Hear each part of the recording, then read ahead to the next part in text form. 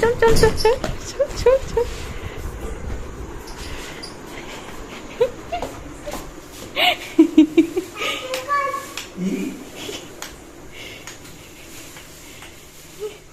দেখিয়ে দিলে ওকে, সাথে সাথে ওকে দেখিয়ে দিলে। ভাবলাম কালকে একটু সারপ্রাইজ দেবো। আগে ওই জিনিসটা চাই। কি রে মানা, কি এনেছে বাবা? কি ও বার করতে পারছে না? কি ওটা?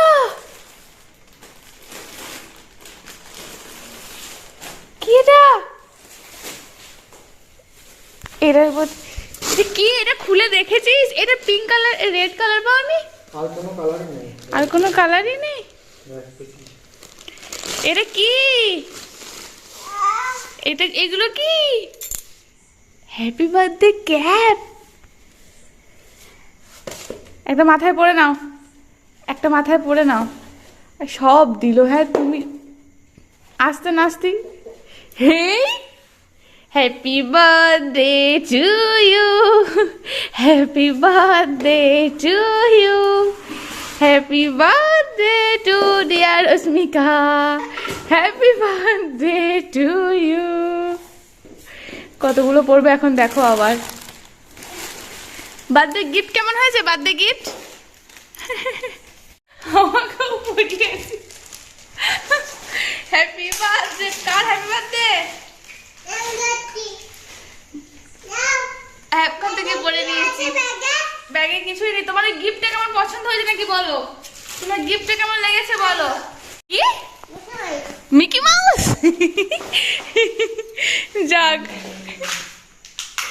পছন্দ হয়েছে মিকি মাউস। জীবনে প্রথমবার অস্মি যেটা চেয়েছিল, প্রথমবার। আর ব্যাগে কিছু নাই। এবারেও খাবার খুঁজছে।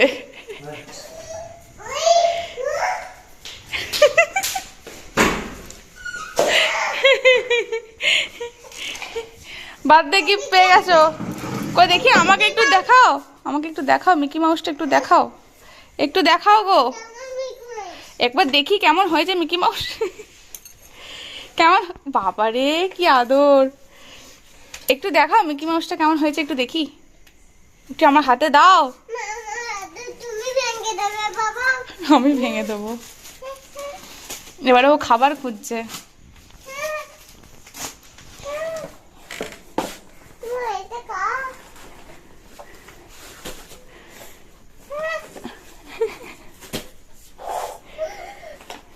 এটা ওষুধ দিয়ে রাখো তো। আচ্ছা,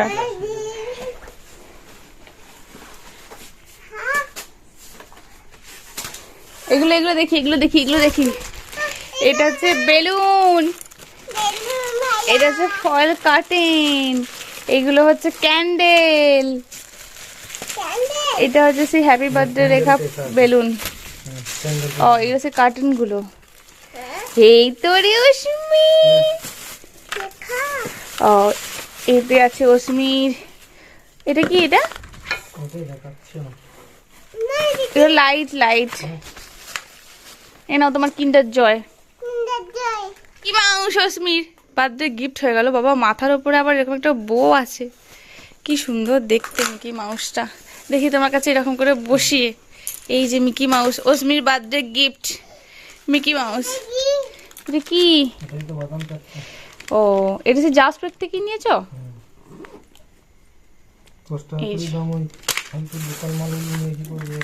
এটা সেই মনে হচ্ছে কালী পুজোর লাইট। আর একটা লাইট দেখলাম না, আর এক ধরনের। ও হ্যাঁ, ও এইগুলো বলছিলে শ্যাম্পু। ও এই যে এত বড় ক্রিমটা নিয়ে এসেছো, এ তো মনে হচ্ছে 2 বছরে মেখেও শেষ হবে না। কত বড় ক্রিম। এটা কত ml এর? 200 ml এর।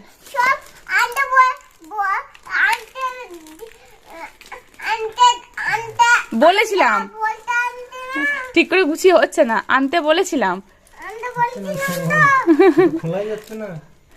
ব্লেডে করে কেটে দিতে হবে। আর শ্যাম্পুটা 400 ml এর।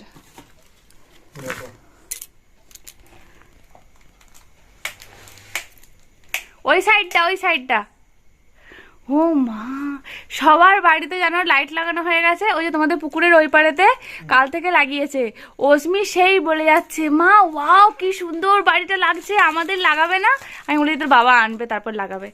অস্মি কেমন কি খুশি মুখে, শুধু খুশিটা একবার দেখো। কালকে অস্মির বার্থডে যেখানটা হবে ওখানটাতে প্রথমে ডেকোরেট করব, হ্যাঁ, তারপর রাত্রেবেলায় না হলে তার পরের দিনেতে ওই ওখানে দিয়ে দেবো, বাড়িতে সাজিয়ে দেবো। আর একটা আছে, আরেকটা এইটা দেখছিলাম, এই যে এইটা আরেকটা আছে। এটা কিরকম? ওগুলো কালকে ওগুলো তোমার হ্যাপি বার্থডে। পুরো জায়গাটা পুরো ভরে গেল প্যাকেটে। ওরাকে এখন দেখতে হবে। আমি ওইটার জন্য বেশি এক্সাইটেড। এটা কিরকম হবে? এটা কি লাইট? এটা দিওয়ালি লাইট। দাঁড়া, ওটা জ্বালুক প্রথমে। ওতে কত ছোট ছোট লাইট।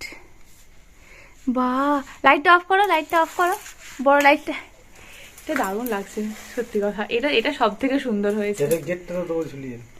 দারুণ হয়েছে। এটাই বরঞ্চ তুমি বার্থডের ওখানটাতে দেবে। এটাতে বেশি ভালো লাগবে ওটার থেকেও। ওইটা 4 চৌকো করে দেবো আর এটা ঝুলবে। এইগুলো না আবার রেখে দেবে না, সারা বছরই ভালো করে জ্বালিয়ে রাখবো।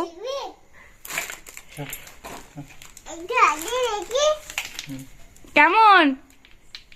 ওর হাতে দিও না, এগুলো কি কাঁচের? তাই তো বলছি প্লাস্টিক। ভালো হয়েছে, দারুণ লাগছে কিন্তু এটা না, এটা খুব সুন্দর হয়েছে। তুমি লাইটটা জ্বেলে দাও।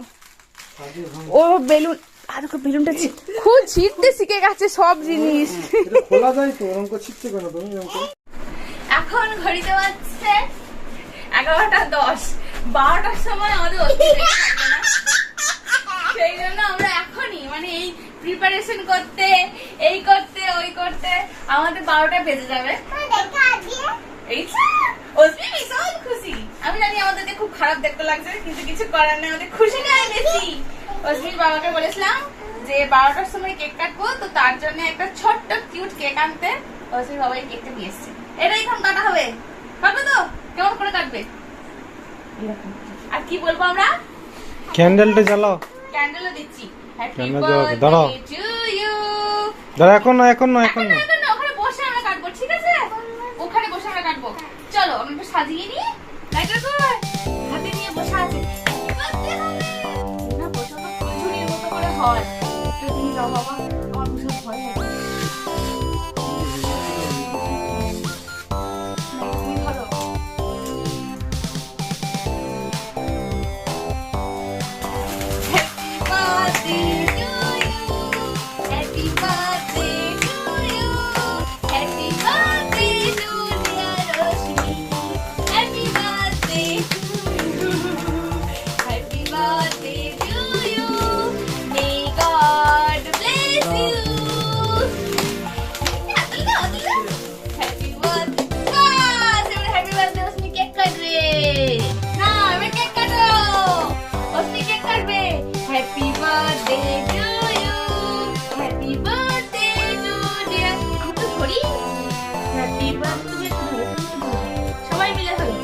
Happy birthday to you.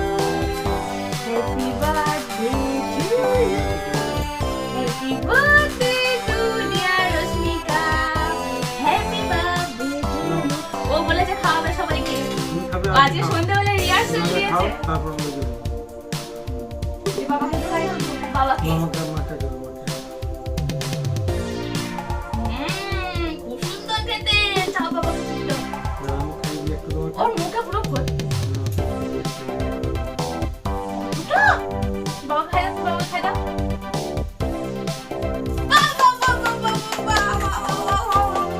কি খুশি। কেমন হলো?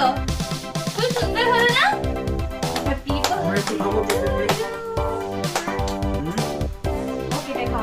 সন্ধ্যাবেলায় ট্রায়াল দিয়েছে, এমনি করে কেক কাটছে, ঠাকুরকে একটু খাওয়াচ্ছে, আমাকে একটু খাওয়াচ্ছে, মিছে মিছে করে দিয়ে বলছে এবার কাকে খাওয়াবো মা, দিয়ে সব ঘরের বোতল এটা ওটা সবাই খাইয়ে যাচ্ছে। কাকে যাচ্ছিস? ঘুমিয়ে গেছে ওর জন্য। ওরা ঘুমিয়ে গেছে মা, ওরা ঘুমিয়ে গেছে।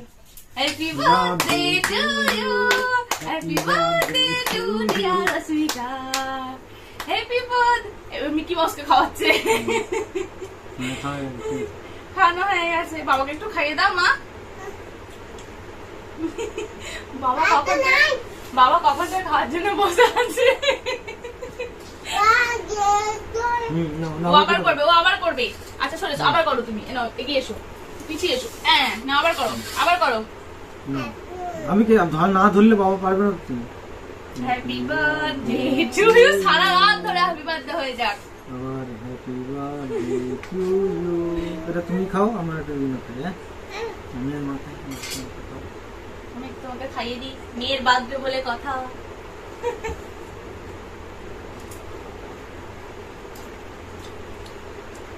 একটু খাইয়ে দাও গো, একটু দিলাম তো খাইয়া প্রথম। একটু রেখে দিই, কালকে সকাল না, কালকে ঠাকুর আর দাদাকে দেবে। হ্যাঁ সকালবেলায় ঘুমাচ্ছে বাবা, এখন অনেক রাত তো, এখন ঘুমাচ্ছে। কাল সকালে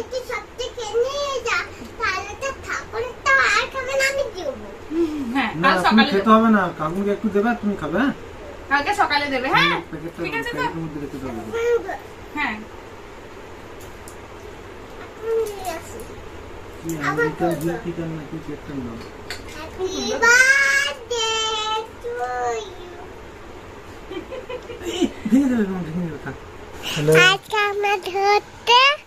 আজকে অজমির জন্মদিন, অজমি সব কেক কেটেছে। আমি আজ খাচ্ছি।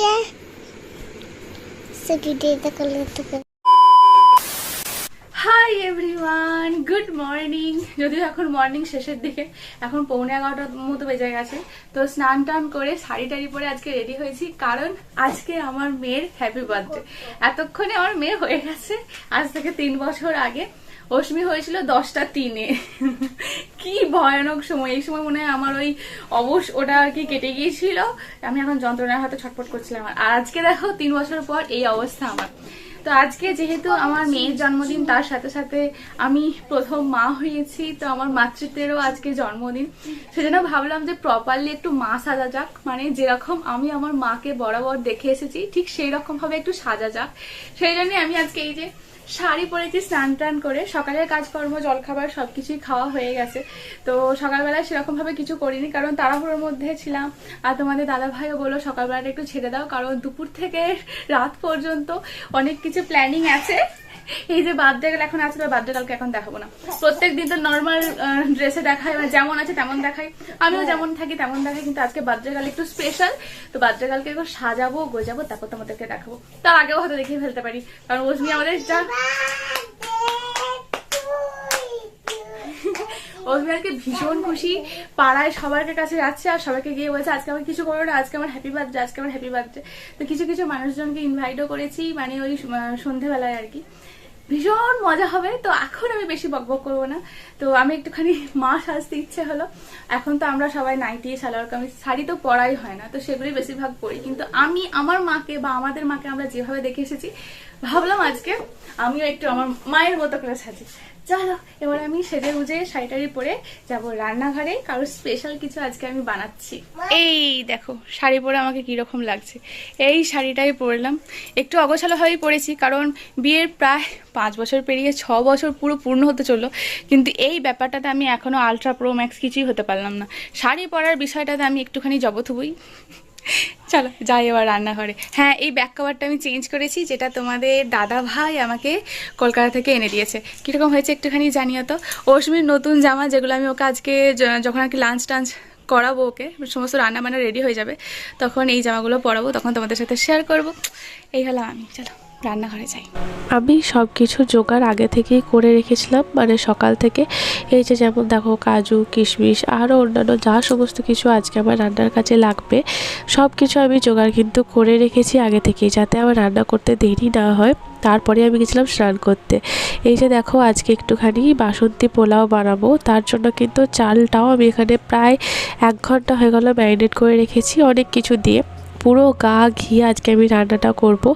আমার গলার অবস্থা প্রচুর খারাপ আর আমার শরীরও খুবই খারাপ, তার মধ্যে আমি তোমাদের সাথে কথা বলছি। আগের দিনের ভিডিওটাতেও তোমাদেরকে বলেছিলাম, তাই একটুখানি কষ্ট করে শুনে নিও বা বুঝে নিও, কারণ শরীর আমার খুব খারাপ।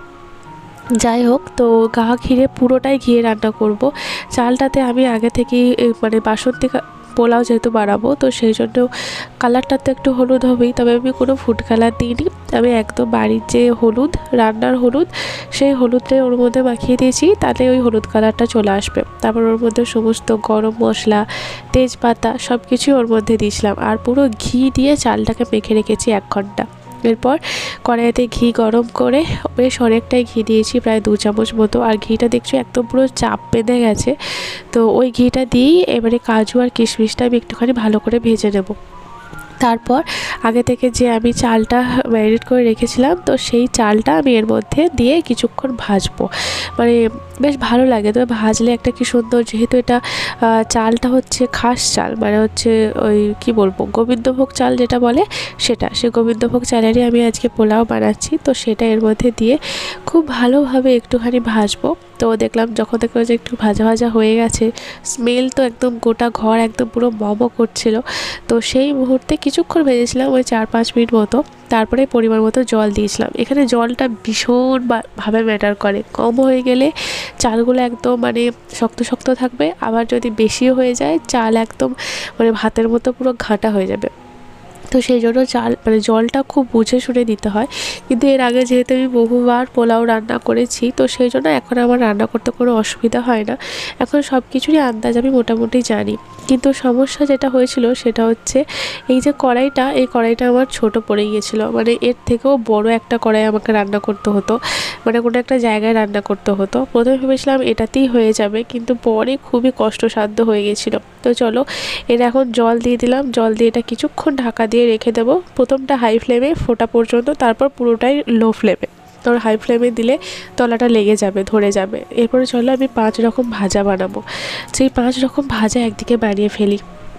সর্ষের তেল কড়াইয়ে গরম করতে দিয়েছিলাম, তারপরে ওই তেলেতেই একটু সামান্য নুন আর সামান্য হলুদ দিয়ে প্রথমে বেগুনগুলো প্রতিদিনই রান্না করি, তোমরা প্রত্যেক দিনই আমাকে এই রান্নাঘরে রান্না করতে দেখো, কিন্তু আজকের রান্নাটা একটু অন্যরকম। মন থেকে যে কি খুশি, কি তৃপ্তি সহকারে আমি রান্না করছি, মনে হচ্ছে যেন কত খুশি, কত আনন্দ আজকের দিনে। আর জানো তো, অস্মি হবার পর থেকে অস্মির এটা প্রথম জন্মদিন যেটা ওর নিজের বাড়িতে সেলিব্রেট করা হবে। প্রথম বছরের জন্মদিন আমরাও সেলিব্রেট কিছুই করতে পারিনি, না এখানে না ওখানে, কারণ তখন হসপিটালে অস্মি অ্যাডমিট ছিল। তারপর তো সে তো ভয়ঙ্কর দিন গেছে আমাদের জীবনে, সেইটা না হয় বাদ দিলাম। কিন্তু দ্বিতীয় বছরের জন্মদিনটা হয়েছিল আমার বাবার বাড়িতে।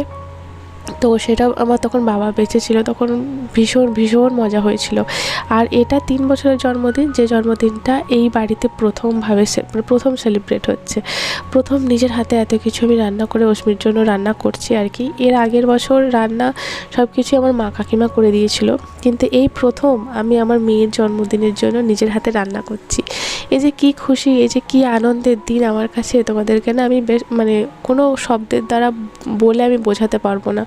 একমাত্র মায়েরাই জানে, যে সমস্ত মায়েরা তাদের বাচ্চার জন্য বা সন্তানদের জন্য তাদের জন্মদিনে রান্না করে, মানে তারাই একমাত্র বুঝতে পারবে। তবে যেহেতু আমাদের এখানে নিয়ম আছে জানো তো, যে অস্মির 5 বছর না হলে আমরা ওর নামে কোনো জন্মদিন উপলক্ষে যে ঠাকুর মন্দিরে পুজো দেওয়া বা পায়েস রান্না করা সেটা করতে নেই। তো সেই জন্য মানে আমার শাশুড়িমা তো বলছিলেন, বা এখানে সবাই বলছিলেন যে 5 বছর না হলে জন্মদিন কোনো সেলিব্রেটই করতে নেই।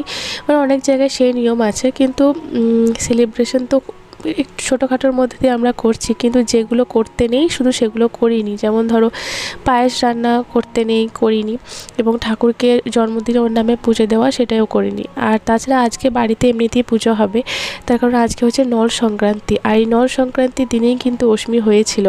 তো এই দিনেতে মানে অষ্টমীর নামে পুজো না হলেও এই দিনে প্রত্যেক বছর আমাদের বাড়িতে পুজো হবেই হবে। বেগুনগুলো ভাজা হয়ে যাবার পর তারপরে ভেজেছিলাম পটল ভাজা।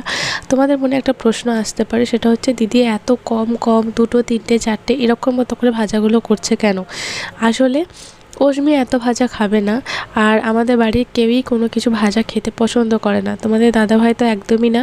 আমার শাশুড়িমা বললেন আমার শাশুড়িমাও খাবে না, আর আমার শ্বশুরমশাই ওই আর কি মানে 50-50 চান্স ছিল, মানে খেতেও পারেন না খেতেও পারেন। তো সেই জন্য ভাজাগুলো মেনলি আমি আমার শ্বশুরমশাই এবং অষ্টমীর জন্যই বানিয়েছিলাম। আর আমারও অতটা খেতে পছন্দ হয় না, খাই না কেন খাই, কিন্তু আমি তো জানি অষ্টমী খাবে না। তো সে অষ্টমী না খেলে অষ্টমীর খাবারটা তো নষ্ট করতে পারি না, শেষে আমাকেই খেতে হবে। সেই জন্য আমি আর এক্সট্রা করে কোনো কিছু করিনি। এই যে রিয়েল স্ট্রাগল আমার, মানে পোলাওটা এতটাই মানে পুরো কড়াইয়ের কানায় কানায় হয়ে গেছিলো। তো ঠিক আছে, কোনো অসুবিধা নেই, আমাকে একটু স্ট্রাগল করতে হয়েছিল, কিন্তু আলটিমেটলি খুব সুন্দর রান্না হয়েছিল। এর মধ্যে আমি এরপর দিয়ে দিয়েছিলাম চিনি। তোমরা কড়াইয়ে মানে ক্যামেরায় কতটা দেখতে পাচ্ছ আমি জানি না, কিন্তু পরিমাণে অনেক হয়েছিল, অনেক পোলাও আমি বানিয়েছিলাম। মানে ক্যামেরায় তো অত দেখে পরিমাপটা বোঝা যায় না। তো প্রথমবারে চিনি দিয়েছিলাম, তারপর একটু টেস্ট করে দেখলাম যে চিনির কোনো কিছুই হয়নি, তারপরে আবার প্রথমবারে যতটা চিনি দিয়েছি তারও বেশি চিনি দিয়েছিলাম সেকেন্ড টাইম। তো তারপরে মিশিয়ে অনেক কষ্ট করে এই পোলাওটা আমি ম্যানেজ করেছিলাম। একদিকে আবার মানে পটল ভাজাটা হয়ে যাওয়ার পর আবার ঢ্যাঁড়স ভাজাও চাপিয়েছিলাম। তো একদিকে ভাজা হচ্ছিল, একদম লো ফ্লেমে দিয়ে ভাজা হচ্ছিল, আর একদিকে একদম লো ফ্লেমে পোলাও হচ্ছিল, নাহলে আমি দুদিক পুরো সামলাতে পারছিলাম না। এই পোলাওটা নিয়ে সত্যি পোলাওটা আমাকে খুব চাপে ফেলে দিয়েছিল, কিন্তু শেষমেশ আমি উদ্ধার করতে পেরেছিলাম। রান্না করার ফাঁকি পুজো করতে চলে এসেছিলো। ওই যে বললাম অষ্টমীর নামে পুজো না হলেও এই দিন আমাদের বাড়িতে পুজো হবেই হবে। নল সংক্রান্তি পুজো হলো, আর এইদিকে আমার ভাজাও কমপ্লিট হয়ে গেল, 5 রকম ভাজা।